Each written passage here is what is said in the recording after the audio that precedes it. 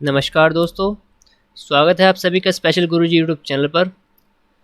दोस्तों, जैसा कि आप सभी को पता है कि DSSB ने 2021 में काफ़ी सारी टीचिंग वैकेंसीज़ निकाली हैं। इसके अलावा DSSB 2020 में जितने भी फॉर्म भरे गए थे वैकेंसीज़ के, उनके एग्ज़ाम्स और इसके साथ साथ 2021 की टीचिंग वैकेंसीज़ के एग्ज़ाम भी लेते जा रही है। तो दोस्तों, जैसा कि आप सभी को पता है कि इस बार DSSB और इससे पिछली बार भी DSSB ने अपने सभी एग्ज़ाम ऑनलाइन मोड में कंडक्ट कराए थे। तो बहुत सारे कैंडिडेट्स ऐसे हैं जिनको ऑनलाइन एग्ज़ाम देने में थोड़ी दिक्कत है या फिर उन्होंने इससे पहले कभी ऑनलाइन एग्ज़ाम नहीं दिया है। तो दोस्तों, ऐसे सभी कैंडिडेट्स के लिए आज ये वीडियो बनाई जा रही है। तो उन सभी कैंडिडेट्स को आज एक डेमो दिखाया जाएगा कि DSSB का एग्ज़ाम जब आप देने जाएंगे तो आपको अपनी स्क्रीन पर किस तरह से चीज़ें शो होंगी और क्या क्या ऑप्शन आपको वहाँ पर मिलेंगे और आपको अपना एग्ज़ाम किस तरह से अटैम्प्ट करना है, क्या क्या ऑप्शन आपको वहाँ पर मिलेंगे। तो शुरू से आखिर तक इस वीडियो को ज़रूर देखिए दोस्तों, और इस मॉक टेस्ट को, इस डेमो वीडियो को अच्छे से समझने की कोशिश कीजिए। तो दोस्तों, DSSB ने अपनी ऑफिशियल वेबसाइट पर ही link for online exam mock test का एक लिंक डाल रखा है। तो सभी कैंडिडेट्स जो पहली बार DSSB का ऑनलाइन एग्ज़ाम देने जा रहे हैं या फिर उन्होंने इससे पहले कभी कोई ऑनलाइन एग्ज़ाम नहीं दिया है, तो इस लिंक पर जाकर एक मॉक टेस्ट के रूप में वहाँ पर देख सकते हैं कि ऑनलाइन एग्ज़ाम में आपकी कंप्यूटर स्क्रीन पर क्या क्या चीज़ें शो होंगी। तो आइए देखते हैं, इस लिंक पर क्लिक करते हैं। लिंक पर क्लिक करने के बाद पॉपअप मैसेज ओपन होगा और ओके पर क्लिक करना होगा। तो दोस्तों, जब आप ऑनलाइन एग्ज़ाम देने जाएंगे तो आपकी स्क्रीन जो फर्स्ट पेज होगा वो कुछ इस तरह से दिखाई देगा। आपके सिस्टम का यहाँ पर नंबर लिखा होगा और वही नंबर आपके सिस्टम पर भी पेन से या चिट पर लिखा होगा। यहाँ पर राइट हैंड साइड पर आपकी यहाँ पर फ़ोटो नज़र आएगी। इसके साथ साथ आपका नाम यहाँ पर लिखा होगा, कैंडिडेट्स नेम। तो यहाँ पर इन्होंने DSSB ने एक डिफ़ॉल्ट नाम यहाँ पर सेट कर रखा है, जॉन स्मिथ। लेकिन जब आप पेपर देने जाएंगे तो स्क्रीन पर आपका नाम शो होगा। दोस्तों, अगर स्क्रीन पर आपका नाम शो नहीं हो रहा है, किसी और कैंडिडेट का नाम शो हो रहा है, तो आप उसी टाइम अपने इन्विजिलेटर को इन्फॉर्म करेंगे ताकि वो आपको सही कंप्यूटर अलॉट कर सके। तो ये छोटी छोटी बातें हैं जो आपको ध्यान रखनी होंगी। इसके बाद बात आती है लॉगिन की। तो यहाँ पर दोस्तों लाइन भी लिखी है, kindly get in touch with the invigilator if there are any discrepancies in the name and photograph displayed on the screen और if the photograph is not yours. तो इन्होंने यहाँ पर लिखा है कि अगर आपकी फ़ोटो और आपका नाम यहाँ पर शो नहीं हो रहा है तो आपको इन्विजिलेटर को तुरंत ही बता देना है। अब बात करते हैं लॉगिन की। तो लॉगिन करने के लिए दोस्तों यहाँ पर दो चीज़ें आपको नज़र आएगी, एक यूज़र आईडी और एक पासवर्ड। यूज़र आईडी और पासवर्ड में क्या चीज़ें एंटर करनी है ये आपको वहीं पर इन्विजिलेटर द्वारा अनाउंस कर दिया जाएगा। इसके साथ दोस्तों वहाँ पर आपको कीबोर्ड का इस्तेमाल नहीं करना है यूज़र आईडी और पासवर्ड डालने के लिए। यहाँ पर आपको वर्चुअल कीबोर्ड नज़र आएगा। तो मान लीजिए आपकी यूज़र आईडी नंबरों में बताई गई है, जो भी इन्विजिलेटर आपको बताएंगे तो वो आपको एंटर करनी होगी। तो इस कीबोर्ड का इस्तेमाल करके ही आपको चीज़ें एंटर यहाँ करनी है। इसके वहाँ पर जो फिज़िकल कीबोर्ड होगा उसका इस्तेमाल आपको नहीं करना है। अगर इन्विजिलेटर कहते हैं कि कीबोर्ड इस्तेमाल करना है तो आप कर सकते हैं, अदरवाइज़ मोस्टली एग्जाम्स में ऐसा होता है कि फ़िज़िकल कीबोर्ड का इस्तेमाल करने के लिए मना किया जाता है, सिर्फ़ और सिर्फ माउस का इस्तेमाल किया जाता है। इसके बाद यहाँ पर आपको पासवर्ड डालना होगा। पासवर्ड के लिए भी दोस्तों इन्विजिलेटर बताएंगे कि पासवर्ड के लिए क्या चीज़ें वहाँ पर आपको डालनी है, तो उसके लिए भी आपको इस वर्चुअल कीबोर्ड का इस्तेमाल करना होगा। तो दोस्तों यूज़र आईडी पासवर्ड डालने के बाद आपको यहाँ साइन इन पर क्लिक करना होगा, और ये सारी चीज़ें दोस्तों इन्विजिलेटर की इन्फॉर्मेशन देने के बाद ही आपको करनी है, जैसा जैसा वो बताएंगे। तो दोस्तों साइन इन करने के बाद अगला पेज जो आपका ओपन होगा वो होगा इंस्ट्रक्शंस का पेज। तो यहाँ पर सारी चीज़ें इंस्ट्रक्शन लिखी हैं, ऑनलाइन एग्ज़ाम आपको किस तरह से देना है। तो यहाँ लिखा है please read the instructions carefully. तो दोस्तों ये इंग्लिश में नज़र आ रहा है, यहाँ पर व्यू इन पर जाकर आप इसको हिंदी में भी कन्वर्ट कर सकते हैं। तो जिस भी लैंग्वेज में आप कंफर्ट है, इंस्ट्रक्शन पढ़ना चाहते हैं, तो उसी लैंग्वेज में आप इंस्ट्रक्शंस पढ़ सकते हैं। तो इंस्ट्रक्शन क्या क्या होंगे, थोड़ा सा जूम कर लेते हैं। दोस्तों जूम करने की फैसिलिटी वहाँ पर आपको नहीं मिलेगी। सभी प्रश्नों को हल करने के लिए आपको 180 मिनट का समय दिया जाएगा। तो दोस्तों यहाँ 180 मिनट लिखा है, लेकिन ये गलत लिखा है, ये किसी और पोस्ट के हिसाब से यहाँ लिखा गया है। TGT और PRT की सभी पोस्ट के लिए 2 घंटे का समय दिया जाता है DSSB द्वारा, तो वहाँ पर आपको अगर टीजीटी का एग्ज़ाम देने जा रहे हैं तो 120 मिनट मिलेंगे, पीआरटी का एग्ज़ाम देने जा रहे हैं तो 120 मिनट का समय आपको मिलेगा। इसके बाद सर्वर पर घड़ी लगाई गई है तथा आपको आपकी स्क्रीन के दाहिनी कोने में शीर्ष पर काउंटडाउन टाइमर में आपके लिए परीक्षा समाप्त करने के लिए शेष समय प्रदर्शित होगा। तो दोस्तों ऑनलाइन एग्ज़ाम है, यहाँ पर जो टाइमर है वो ऑनलाइन काम करेगा और आपकी स्क्रीन पर भी जो है टाइमर काउंटडाउन वहाँ पर आपको शो होगा कि कितना टाइम आपके एग्ज़ाम में बचा है। परीक्षा समय समाप्त होने पर आपको अपनी परीक्षा बंद या जमा करने की कोई ज़रूरत नहीं है, ये स्वतः बंद या जमा हो जाएगा। तो जैसे ही दोस्तों 2 घंटे 120 मिनट का टाइम पूरा हो जाएगा तो आपका जो एग्ज़ाम की स्क्रीन है वो अपने आप ही ऑफ हो जाएगी और वो ऑटोमेटिक सबमिट हो जाएगा। तीसरा पॉइंट है, स्क्रीन के दाहिनी कोने पर प्रश्न पैलेट प्रत्येक प्रश्न के लिए निम्न में से कोई एक निश्चित स्थिति प्रकट करता है। यानी आपकी स्क्रीन के राइट हैंड साइड पर आपको एक प्रश्न पैलेट नज़र आएगा, क्वेश्चन पैलेट, जिसमें ये 5 चीज़ें आपको नज़र आएंगी। ये आपको समझनी बहुत ज़रूरी है दोस्तों। ये सिंबल्स, अगर वाइट सिंबल नज़र आ रहा है तो आप अभी तक प्रश्न पर नहीं गए हैं, मतलब आपने अभी क्वेश्चन विजिट ही नहीं किया है। अगर रेड हो जाता है तो इसका मतलब यह है कि आपने क्वेश्चन विजिट किया लेकिन बिना आंसर दिए आप आगे बढ़ गए, तो वो रेड क्वेश्चन हो जाएगा। तीसरा है, आप क्वेश्चन तक गए, आपने क्वेश्चन पढ़ा और उसका टिक लगाकर आपने उसे सेव किया तो वो क्वेश्चन ग्रीन नज़र आएगा। इसके बाद चौथा और पांचवा, तो दोस्तों चौथा और पांचवा बहुत ज़रूरी है समझना, क्योंकि इसी में बच्चे काफ़ी गलती कर जाते हैं। तो आपने प्रश्न का उत्तर नहीं दिया है पर प्रश्न को विचार के लिए चिन्हित किया है। तो दोस्तों मान लीजिए आप किसी क्वेश्चन पर जा रहे हैं और आपको वो समझ नहीं आया है, आप चाहते हैं कि उसका क्वेश्चन का आंसर आप बाद में देंगे, तो वहाँ पर एक ऑप्शन आएगा पुनर्विचार यानी रिव्यू का। अगर आप उस रिव्यू को सिलेक्ट करके आगे बढ़ जाते हैं तो वो जो क्वेश्चन है वो पर्पल कलर में नज़र आएगा आपको। इसके बाद पांचवा क्वेश्चन है, पांचवा सिंबल है, प्रश्न समीक्षा के लिए चिन्हित की जांच नहीं की जाएगी इसलिए अंक आवंटित नहीं किए जाएंगे।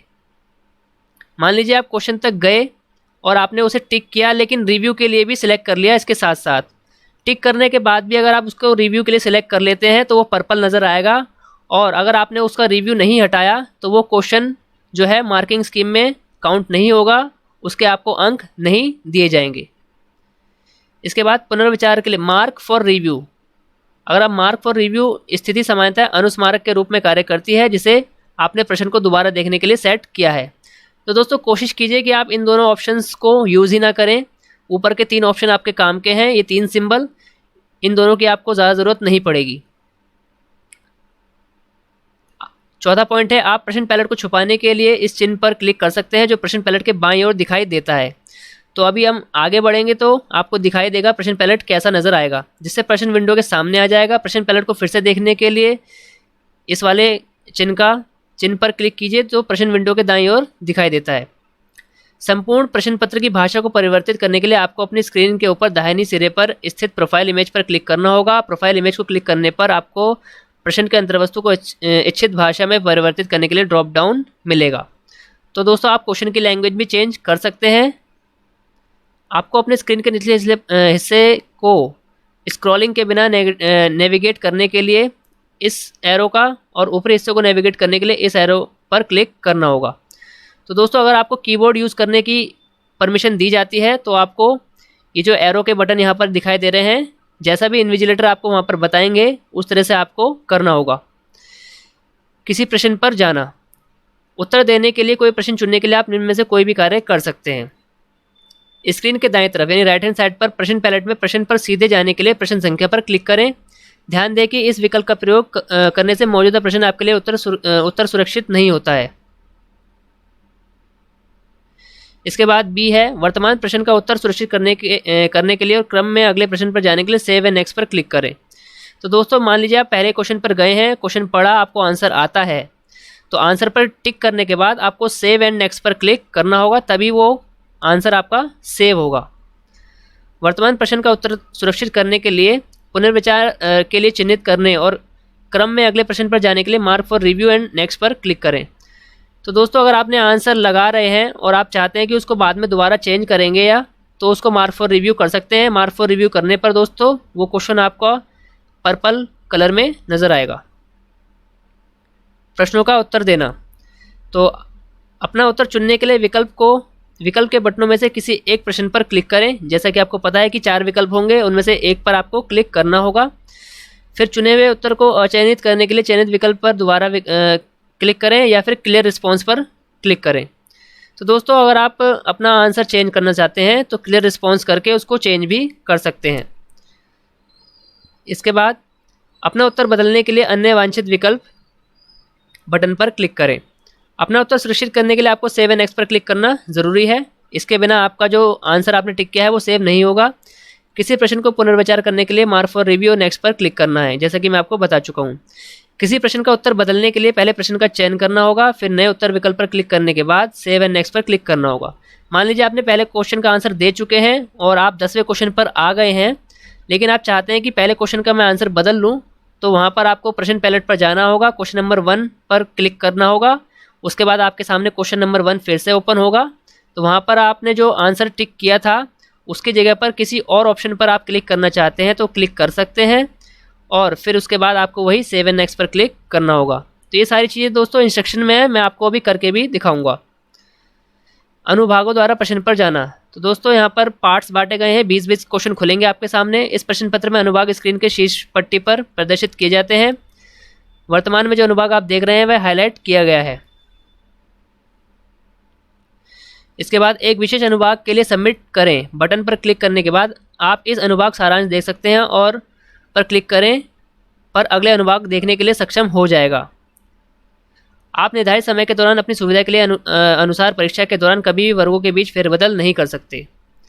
तो दोस्तों, जिस भी सीरीज़ में DSSB ने क्वेश्चन सेट किया है क्वेश्चन पेपर, उसी सीरीज़ में 20-20 क्वेश्चन आपको खुलेंगे, और 20 क्वेश्चन का आंसर सबमिट करने के बाद ही अगले 20 क्वेश्चन खुलेंगे, और जो 20 क्वेश्चन आप सबमिट कर चुके होंगे वो आपको दोबारा ओपन नहीं होंगे।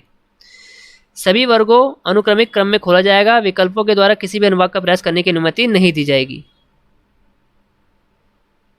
तो दोस्तों, यहाँ पर लिखा गया है कि प्रश्न में दी गई छवि को जूम करने के लिए उस पर माउस से रोल करें। तो दोस्तों, जैसा कि रीजनिंग में अगर कोई फोटो नज़र आ रही है और आप उसे जूम करके देखना चाहते हैं, तो जूम करने के लिए उस फोटो पर माउस को आपको रोल करना होगा। तो दोस्तों, ये कुछ इंस्ट्रक्शंस हैं। अगर आप इंग्लिश में पढ़ना चाहते हैं तो यहाँ पर आपको व्यू इन पर जाकर इंग्लिश सेलेक्ट करना होगा, और ये सारे इंस्ट्रक्शन आपको इंग्लिश में नज़र आएंगे।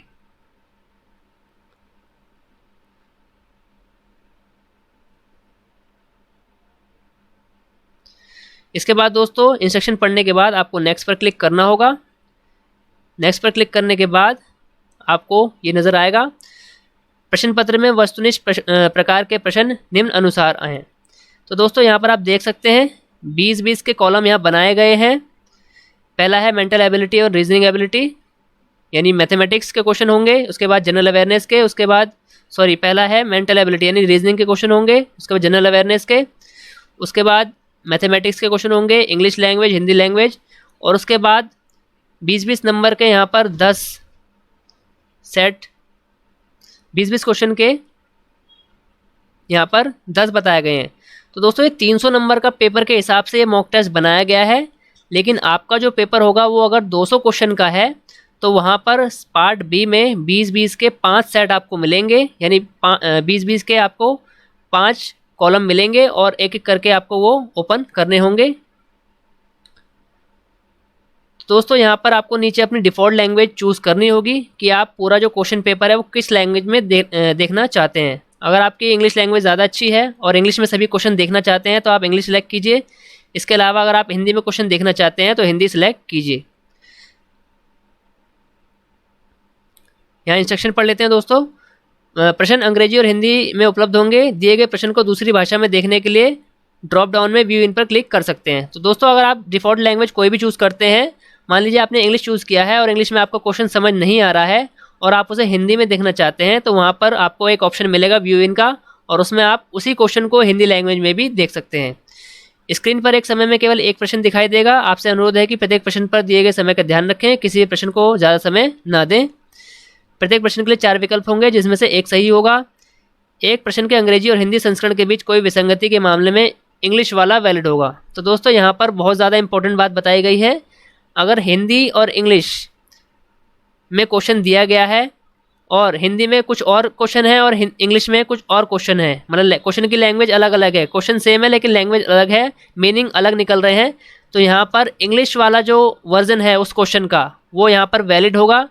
तो अगर आपको कुछ डाउट लगे कि किस लैंग्वेज के आंसर आपको देना चाहिए, तो आप इंग्लिश लैंग्वेज को ध्यान में रखकर इंग्लिश लैंग्वेज में उस क्वेश्चन को पढ़कर तभी उसका आंसर लगाएं, क्योंकि यहाँ पर बोला गया है कि इंग्लिश लैंग्वेज वाला यानी इंग्लिश वर्जन वाला वो क्वेश्चन ही वैलिड माना जाएगा अगर दोनों लैंग्वेज में कुछ डिस्क्रिपेंसी मिलती है। तो यहाँ पर 0.25 की नेगेटिव मार्किंग होगी, यानी एक क्वेश्चन सही करने पर 1 नंबर मिलेगा और एक क्वेश्चन गलत करने पर 1/4 नंबर आपका काट लिया जाएगा।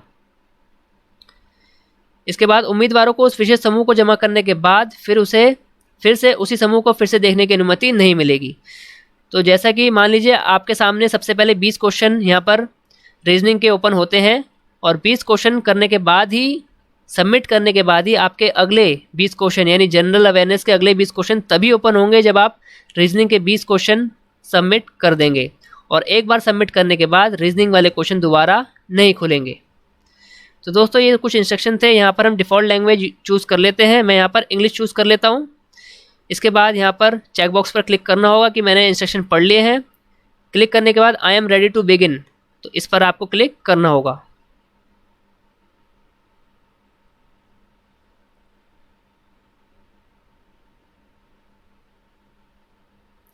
तो दोस्तों आपका एग्ज़ाम यहाँ पर शुरू हो चुका है। राइट हैंड साइड पर आप देख सकते हैं यहाँ पर काउंटडाउन शुरू हो गया है। 180 मिनट का यहाँ पर डिफ़ॉल्ट टाइम सेट किया गया है इस मॉक टेस्ट के लिए DTPLSB ने, लेकिन जब आप एग्ज़ाम देंगे TGT या फिर PRT का तो यहाँ पर 120 मिनट का टाइमर लगा होगा और उल्टा टाइम यहाँ पर चलेगा, यानी कम होता जाएगा।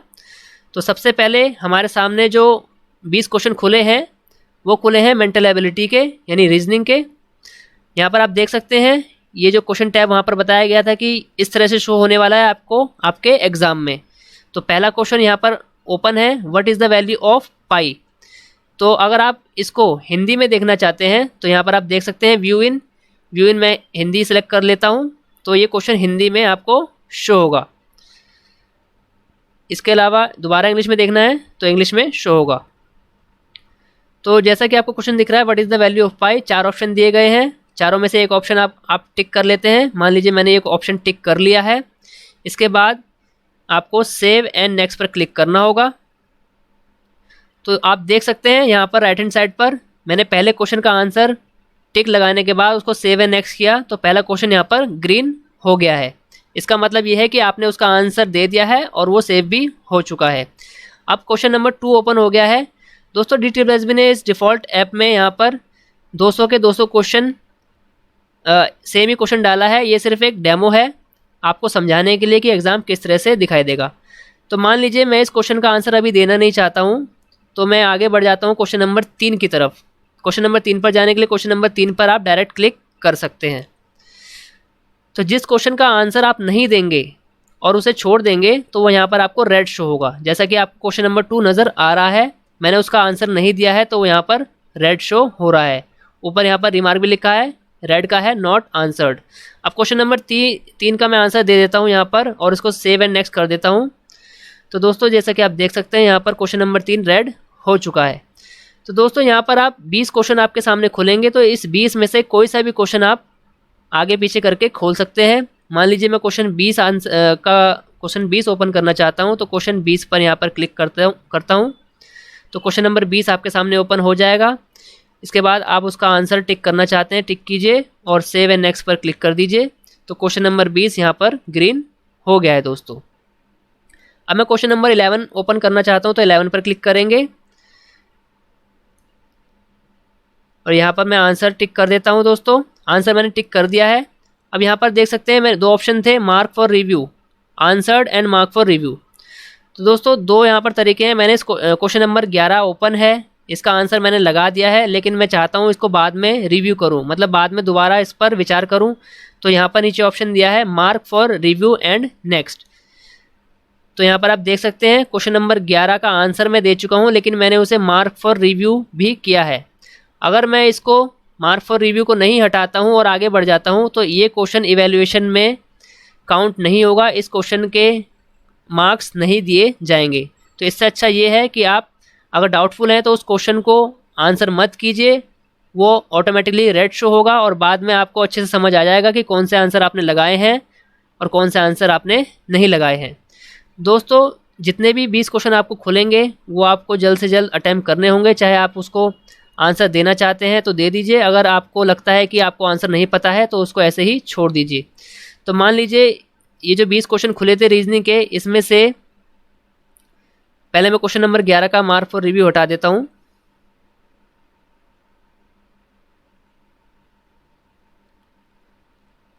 इसको सेव एंड नेक्स्ट कर देते हैं। क्वेश्चन नंबर 11 क्लियर रिस्पॉन्स करेंगे। क्लियर रिस्पॉन्स करने के बाद दोबारा से आप एक ऑप्शन सेलेक्ट करेंगे। ऑप्शन सेलेक्ट करने के बाद सेव एंड नेक्स्ट पर क्लिक करेंगे तो आपका आंसर सेव हो जाएगा। तो दोस्तों इन 20 क्वेश्चनों में से यहाँ पर मैंने 1 2 3 4 5 ही क्वेश्चन यहाँ अटैम्प्ट किए हैं और जितने भी क्वेश्चन वाइट नज़र आ रहे हैं उन तक मैंने अभी तक विजिट नहीं किया है। तो मुझे और क्वेश्चन नहीं आते हैं, तो अब मैं इसे सबमिट करना चाहता हूँ। तो यहाँ पर मुझे सबमिट पर क्लिक करना होगा। सबमिट पर क्लिक करने के बाद आपके सामने ये समरी नज़र आएगी छोटी सी। यहाँ पर आप देख सकते हैं 20 क्वेश्चन थे, 5 का मैंने आंसर दिया, 3 का आंसर नहीं दिया, मार्क फॉर रिव्यू के लिए कोई नहीं छोड़ा है और 12 क्वेश्चन मैंने देखे ही नहीं। तो ये समरी आपको नज़र आएगी और इसके बाद आपको यहाँ पर येस करना होगा अगले ग्रुप को खोलने के लिए। Are you sure submit the group? Yes.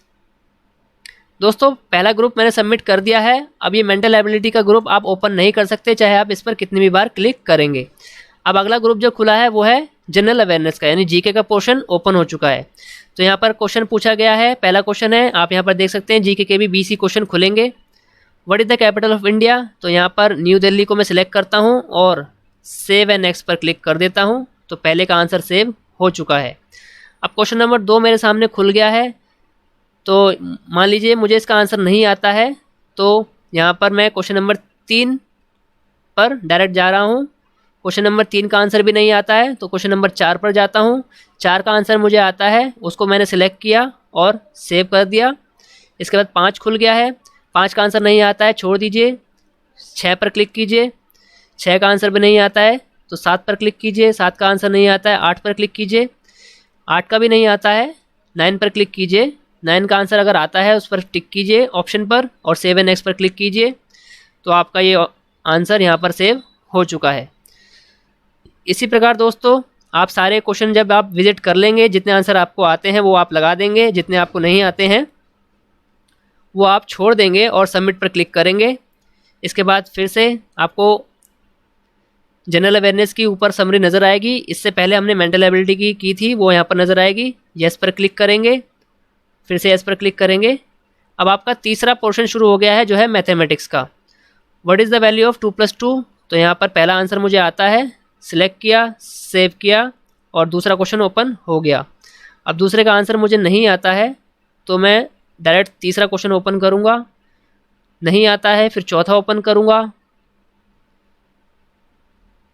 चौथा क्वेश्चन भी मेरे को नहीं आता है, फिर मैं 5वां क्वेश्चन ओपन करता हूँ। 5वें क्वेश्चन का आंसर अगर मेरे को आता है तो मैं यहाँ पर सिलेक्ट कर रहा हूँ ऑप्शन और सेव कर रहा हूँ, तो वो यहाँ पर ग्रीन हो जाएगा। इसी तरह आप सारे क्वेश्चन अटैम्प्ट करेंगे, सबमिट करेंगे, फिर से समरी नज़र आएगी, आपको येस करना है और फिर से येस करना है।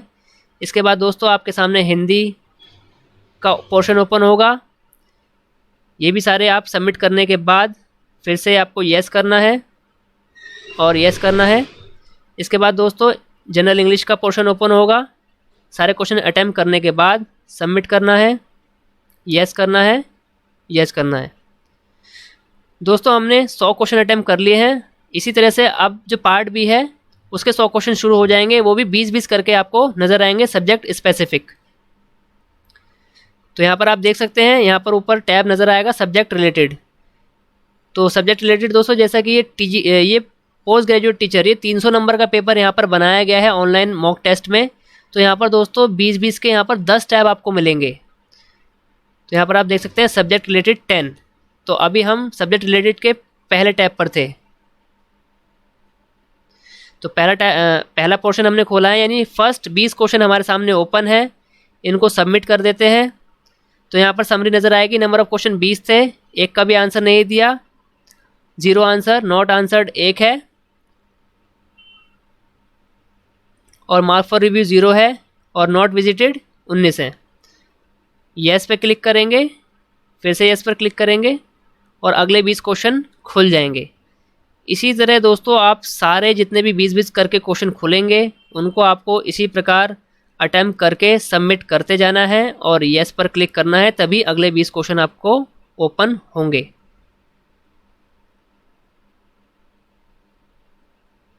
मैं आपको यहाँ पर दोस्तों सारे सबमिट करके दिखा देता हूँ।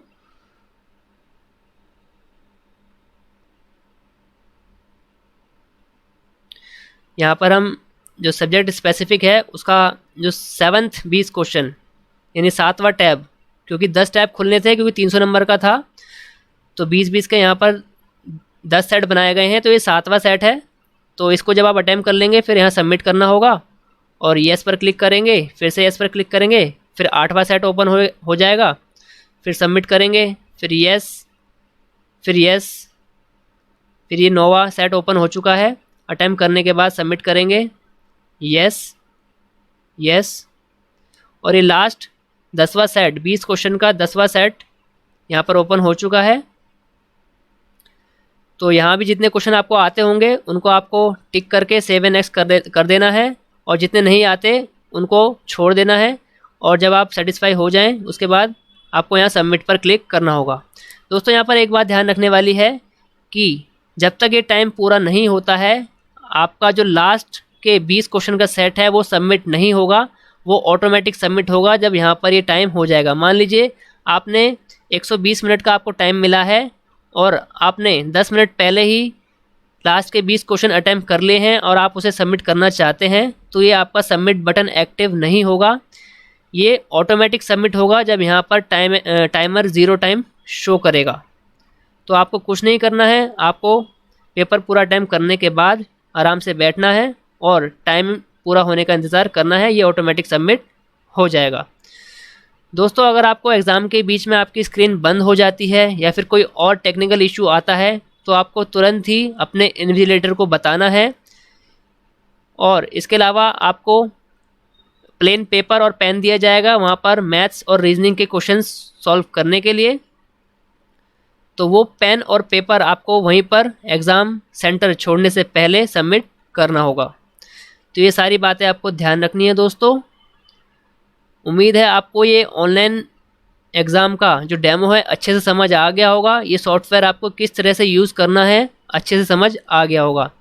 दोस्तों इसी वीडियो के लिंक में आपको इस ऑनलाइन मॉक टेस्ट का लिंक मिल जाएगा, आप खुद भी जाकर एक बार इस सॉफ्टवेयर को चेक कीजिए और अच्छे से देखिए कि आपको क्या क्या ऑप्शन मिलेंगे और आपको उनको यूज़ किस तरह से करना है, ताकि आप एग्ज़ाम में किसी भी प्रकार की दिक्कत का सामना ना करें। दोस्तों अगर आपको ये वीडियो अच्छी लगी है तो इस वीडियो को ज़्यादा से ज़्यादा लाइक कीजिए, कमेंट करके बताइए अगर आपकी कोई क्वेरी है, और ज़्यादा से ज़्यादा शेयर कीजिए ताकि ज़्यादा से ज़्यादा लोगों तक ये जानकारी पहुंच जाए। और जिनको ऑनलाइन एग्ज़ाम देने में पहली बार ऑनलाइन एग्ज़ाम देने वाले हैं DT+B का, तो उन तक ये जानकारी पहुंच जाए और वो इस ऑनलाइन मॉक टेस्ट का लाभ उठा सकें। दोस्तों ऑल इंडिया में स्पेशल एजुकेशन और सभी प्रकार की टीचिंग वैकेंसीज से जुड़ी ऑथेंटिक जानकारी पाने के लिए हमारे चैनल को सब्सक्राइब कीजिए। इसके साथ साथ वीडियो का नोटिफिकेशन सबसे पहले पाने के लिए बेल आइकन को भी प्रेस कीजिए। धन्यवाद दोस्तों, मिलते हैं आपसे अगली वीडियो में।